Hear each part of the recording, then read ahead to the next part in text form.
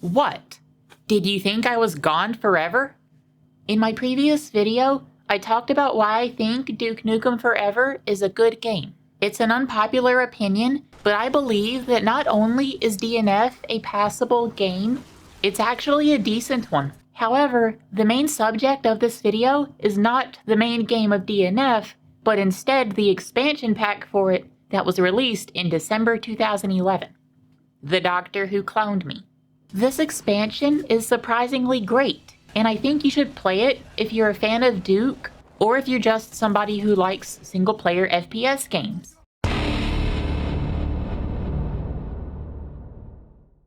The Doctor Who Cloned Me contains a new campaign that takes place after the main storyline of DNF, and it's mostly set in Area 51. Now, DNF ended on a really bad note. Even Duke himself thought so. What kind of shit ending is that? This DLC feels like an apology from the developers and an attempt to correct the game's lame ending.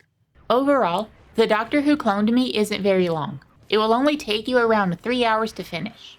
Compare that to the main game's campaign, which takes around 8 hours to finish. However, I think the short length of this DLC helps it more than it hinders. There aren't any points here where I felt like my time was being wasted. Contrast that with the main game, where I felt like that was the case at multiple different points. The pacing here is absolutely phenomenal, and the storyline is more interesting too. Speaking of that...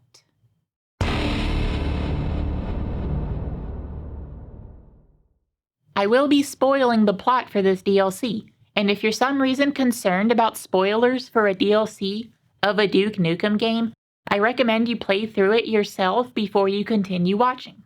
Trust me, it's worth your time. After barely surviving a nuclear explosion at Hoover Dam, Duke passes out. He wakes up in a strange place, which is revealed to be Area 51. It turns out that Dr. Proton, the main antagonist of the very first Duke Nukem game, is still alive, and he kidnapped Duke so he could use his DNA to create an army of Duke clones. Dr. Proton's goal is to use this new clone army to defeat the alien menace, who are still ravaging Earth. Yeah, it turns out that Duke didn't defeat the aliens after all. Their leader, the alien empress, managed to avoid his wrath because she's on the fucking moon, constantly giving birth to new aliens to keep the invasion going. It's up to Duke to take out Dr. Proton and his army of clones, then head to the moon to kill the alien empress, so this shit can finally be over. With that out of the way, let's get this show on the road. I did 3 full playthroughs of this campaign so I could get a good feel for it, and I did the third one on the Damn I'm Good difficulty, which is Duke's equivalent to Nightmare Mode from Doom. Unfortunately, Damn I'm Good isn't nearly as ball-busting as Nightmare, which really stinks because I like having my balls busted. I will be following the exact same structure that I used in the previous video. I'm going to go over every level in this DLC and place each of them into one of 4 categories, depending on their quality. Great, alright, bad, and stinker. Let's rock!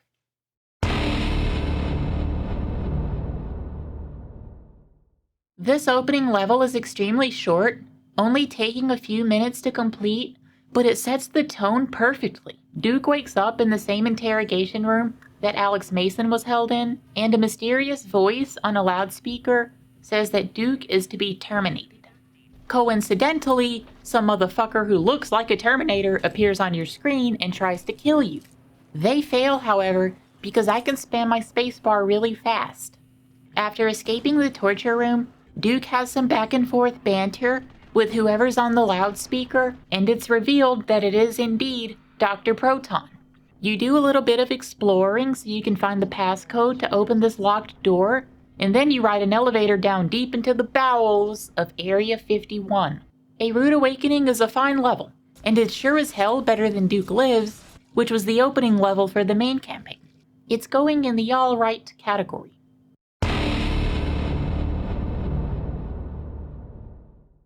Something you will notice at the start of this level is that the environments are a lot more interesting this time around. If you're not a fan of sterile, shiny sci-fi bases, then you will probably disagree with me, but I personally think that this looks a lot better than this. After having another spat with Dr. Proton, you're thrusted into your first fight.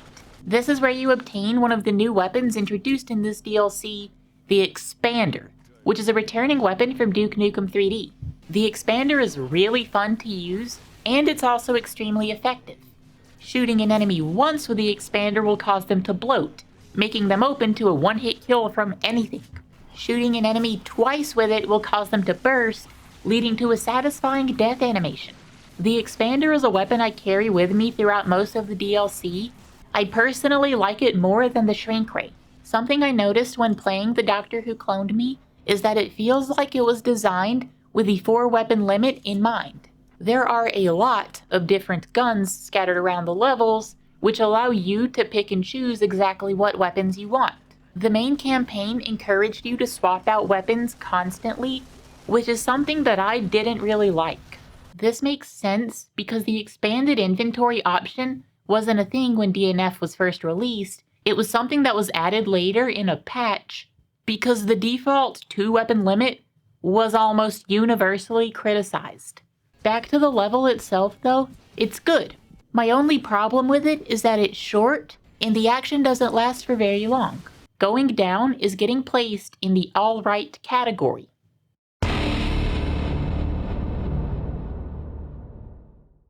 We have another decent level, but it's not as good as the previous one. You spend the first part of it dodging some lasers, and then you have to fend off a ton of enemies called Pregnators. Pregnators are tiny little aliens who love to leap around and jump on your face. They kind of remind me of Trites from Doom 3, and I hate Trites. Thankfully, you get a Hollow Duke power-up here, which allows you to distract the Pregnators, which makes this section a little bit easier.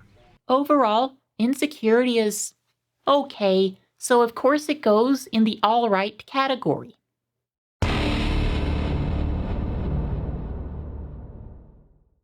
I will be blunt, I fucking love this level. Remember that Terminator-looking douche who tried to execute us in the very beginning? Well, those are called Dukinators, and it's time to fight a whole lot of them. This is probably my favorite part of the DLC. You're given a nice selection of weapons to choose from, the enemies are tough, and there's even a turret that you can use in this area, but it's not forced down your throat. Compared to DNF's main campaign, the Doctor Who Cloned Me gives you a little bit more freedom, which is something that I really appreciate. But the best part about this fight is the music. In my previous video, I mentioned how I love the music that plays during Mothership Battle, but that level was a total stinker, so it felt like that track was wasted. Well, I guess the developers thought that it was worth reusing for the DLC, so you get to hear it again during this fight. After surviving this encounter, you have a platforming section, and it's fine. It doesn't compare to the kitchen sequence from the Duke Burger, but it's perfectly serviceable. Near the end of this level, we find a whole conga line of Duke clones, and after hijacking a ride from one of them, Duke drops this funny line. I hate to kick my own ass, but it's gotta be done. Overall, the first half of the clone carousel automatically makes it qualify for the great category. It's going in there without question.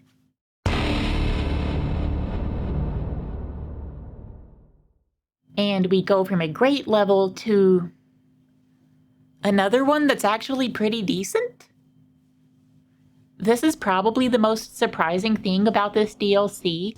With very few exceptions, there are almost no levels here that are bad. Contrast this with the main game's campaign, where I rated 9 of the 23 levels as complete stinkers.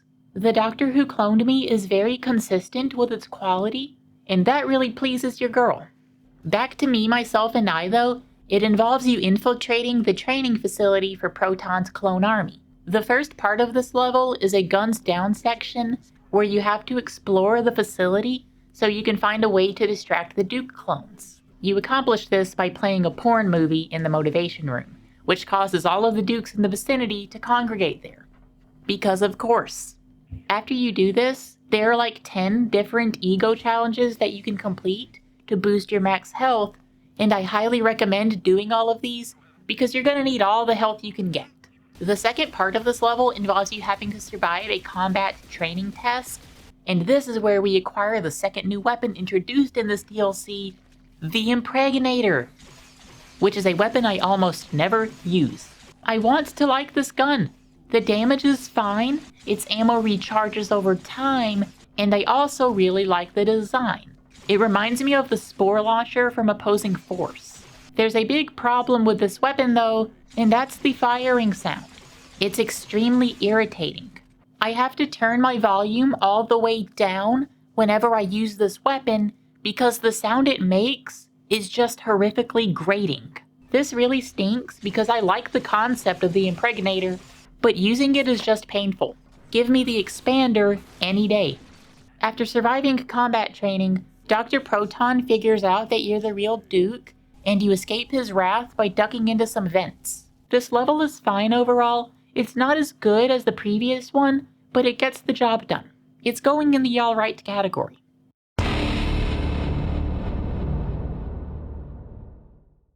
It's time for the only section of the Doctor Who Cloned Me where you're Little Duke. You have to do some platforming here, and this is the hardest part of the entire DLC. I am not joking. It's this jump right here that does it for me. On my first playthrough, I was convinced that you could not make this jump. But not only can you make this jump, you have to make it in order to progress. I figured I would be able to breeze past this entire section on my subsequent playthroughs, but this one jump gave me so much hell on all 3 of my playthroughs, so now it's permanently lodged in my mind. After making it past my 13th reason, it's time for a vehicle section. To my surprise though, this part is not bad. I wouldn't say it's great, but keep in mind that your girl hates cars in general. This sequence isn't very long, so it's a lot more tolerable than, say, the monster truck segments from the main campaign. Also, the RC car you drive here is themed after the Wholesome Twins, so it spits out silly quotes from them at various points. I could be anything I wanted, like a scientist or an engineer, but I'd totally rather go shopping, duh!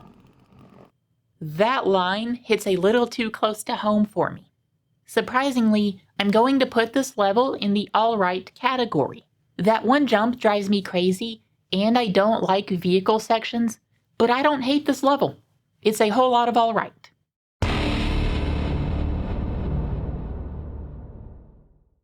It's time to take on Dr. Proton, but I'm getting ahead of myself. Before we do battle with the titular antagonist, we have to fight a whole lot of security bots. Now, I normally love having a bunch of balls hit me in the face, but this section is just painful, especially on the harder difficulties. After surviving a few waves of these bots, you get to fight Proton in what is easily the best boss fight in all of DNF.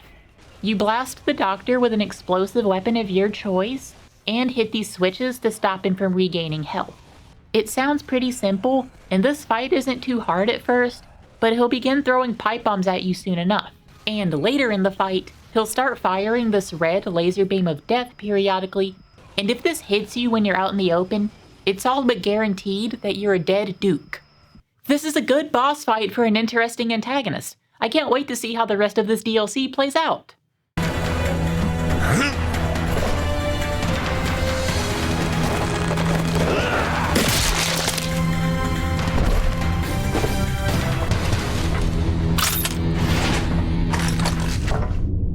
Oh, well, never mind, I guess. Yeah, this is definitely my biggest disappointment with this DLC. You kill Dr. Proton at the conclusion of this boss fight, and he's dead for good after this.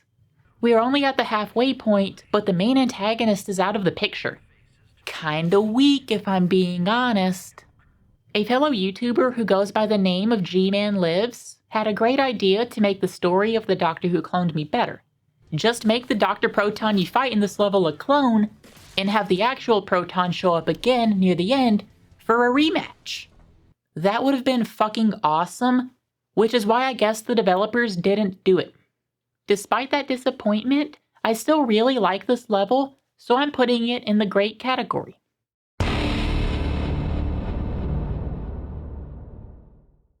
After dealing with Proton, Duke reunites with Captain Dillon, a good friend of his, and the two agree to work together to defeat the alien menace.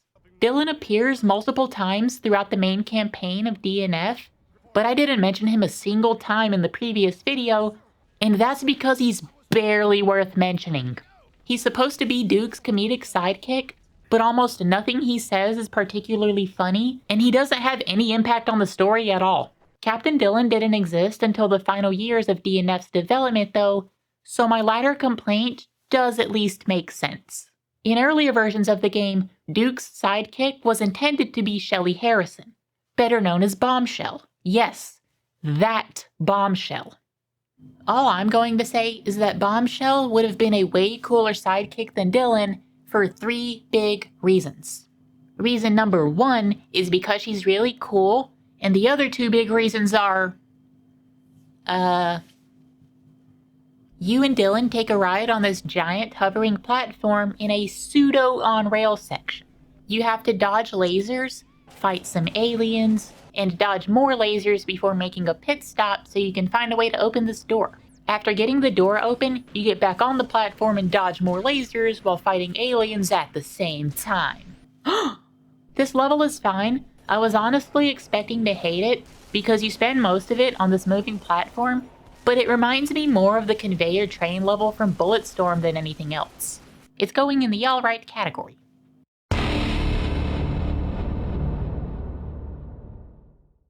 Drunken Crane Master is the epitome of a mixed bag. The level starts out fine. There's another door that we have to find a way to open, so we have to get off the hover platform for the time being. We engage in combat with a lot of aliens, which is good, but what comes after this is kinda boring. You have to play crane operator so you can clear a path for this forklift, then you have to use the forklift to move some heavy boxes out of the way so you can clear a path for yourself. This part isn't bad, it's just boring and it feels like filler. Thankfully, there are very few moments in the Doctor Who Cloned Me that feel like this, which is probably why it's only around 3 hours long. After getting the door open, you and Dillon finally manage to escape the facility. The two of you meet up with General Graves, the leader of the Earth Defense Force. He gives you a quick briefing, and then the level is over. Despite the weak filler content, this level has just enough action to keep it from being the first one that I label as bad. It was a close call, but Drunken Crane Master is going in the alright category.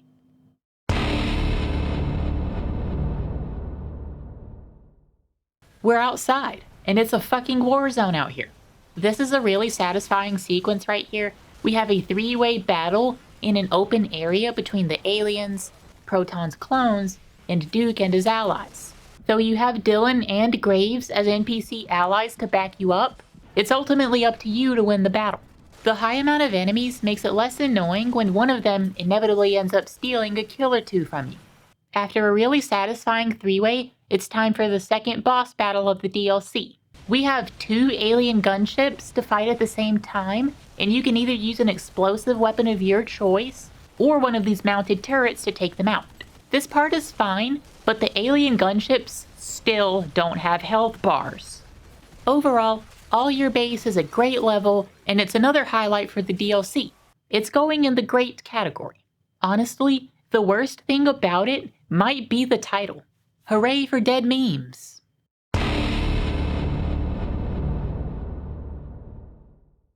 A solid level through and through. We've got some more well-paced action sequences, followed by a brief moment of panic. The tunnels are being bombed and we have to find a way out. Thankfully, there's a conveniently placed short bus nearby that we can use to escape. Looks like we have our own special way out of here. Okay, is this offensive? Maybe? But that's still fucking hilarious. I was kind of dreading having to drive this bus on my first playthrough, but surprisingly, this driving sequence is less than a minute long. It really could have just been a cutscene, but whatever. I'm just glad it wasn't Duke Nukem's Monster Truck Simulator 2, the second one. Overall, Tunnel Vision is an alright level.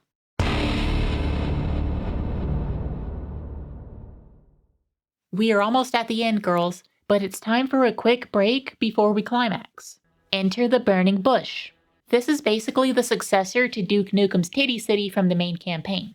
I really like that level, but I think the Burning Bush is even better. Titty City was just a silly dream sequence, but the Burning Bush is actually directly related to the plot. The brothel's proprietor, Dr. Valencia, knows the location of a teleporter that can send Duke to the moon, but she doesn't put out for free. You have to do some favors for her first. The main favor involves you having to beat up some disrespectful customers who don't know how to treat women properly. The atmosphere of the Burning Bush is on point.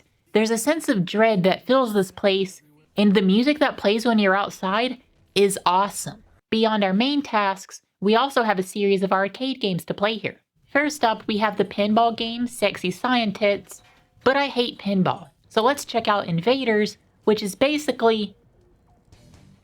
well, that was short. Finally, we have Pimp Slap 5000, which Duke refuses to play due to its misogynistic premise. No fucking way I'm playing that piece of crap. This is one of my favorite things about the Doctor Who Cloned Me. Duke's character and personality received a course correction. A lot of casuals claim that Duke Nukem is some sexist prick who hates women, and that could literally not be further from the truth. Unfortunately, though, the level from the main campaign titled The Hive gave those people a reason to believe that. The name of this achievement sums it up well. He's a hedonist, not a misogynist. Also, not only is Duke a respecter of women, he also canonically hates gay bashers. After completing the tasks Valencia assigned to you, she takes you and Dylan to the teleporter, and the level is over. I had a lot to say about the Burning Bush, and that's because I love this level. It's almost completely lacking in action, but it's still really enjoyable. It's going in the great category.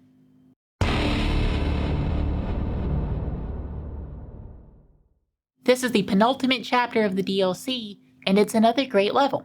We've got a fun sequence of non-stop action that takes place in an interesting location. After you and Dylan kill a bunch of aliens, Dylan turns on the teleporter and sends you to the moon, concluding this level. I'm gonna be honest, this DLC started to slump after Proton's death, but it's really starting to pick up again. They must be building up to a really great finale, right?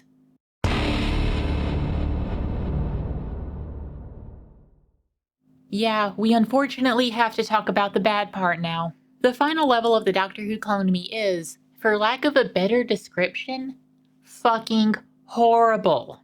The concept of it is fine, but the execution leaves a lot to be desired. You spend the majority of this level trying to reach the alien Empress in a moon rover, and this thing handles very similarly to Duke's monster truck. Fucking kill me. On your way to the alien Empress, the moon rover runs out of gas. I'm sorry, I mean power, and you have to trek on foot to go and find a gas can.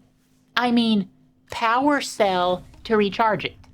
Now obviously, there's no free oxygen on the moon, so we're basically in an underwater segment, but without actually being underwater. This part is just fucking boring.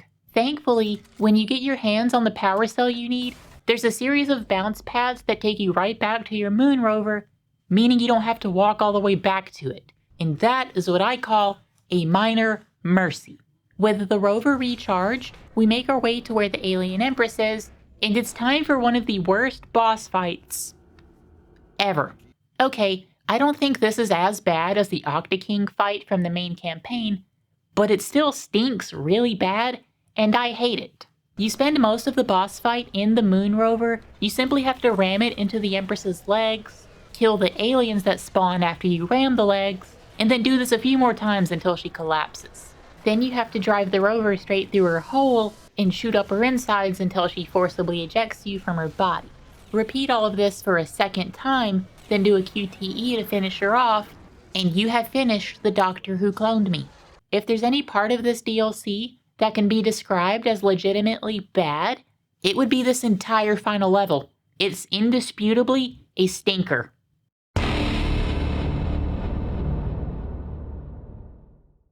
Despite ending on a bad note, I think The Doctor Who Cloned Me is a great DLC overall. Unfortunately, not that many people have played it. Out of everyone who owns Duke Nukem Forever on Steam, 23% of those players completed the main campaign, but only 4% of players have beaten the Doctor Who Cloned Me, and I find this statistic to be really upsetting. At the very least, nearly 5% of Steam players have gotten the achievement for defeating Dr. Proton, which is at the halfway point of the Doctor Who Cloned Me. What this means is that almost everyone who starts this DLC ends up finishing it, which is, in my opinion, a testament to how good it is. Overall, if you own Duke Nukem Forever or plan to own it, I highly recommend that you play the Doctor Who Cloned Me. I don't want to oversell it, but it's easily better than the base game, at least in my opinion.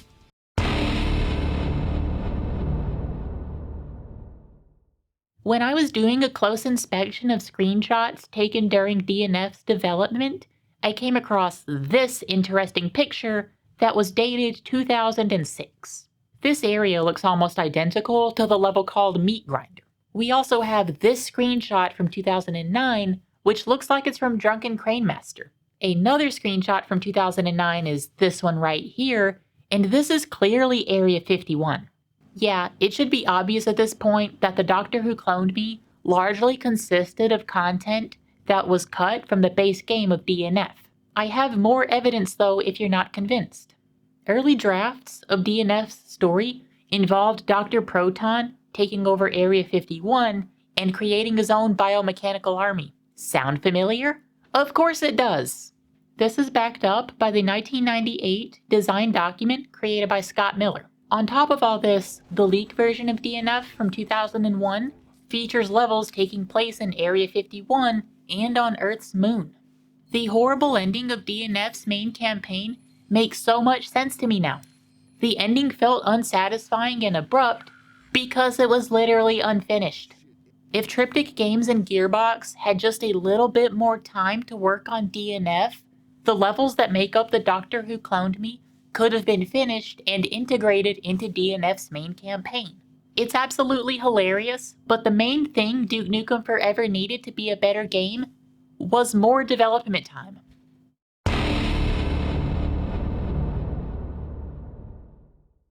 And that's it. I'm finished. For real this time. After the release of the Doctor Who Cloned Me, Duke Nukem joined the ranks of great FPS franchises that will never get another entry, and that makes your girl incredibly sad. I just hope that someday Duke gets another shot. We really do need a new Duke Nukem game. If that doesn't ever happen though, we at least still have the Restoration project. Thank you so much for watching. I will see you in my next game review.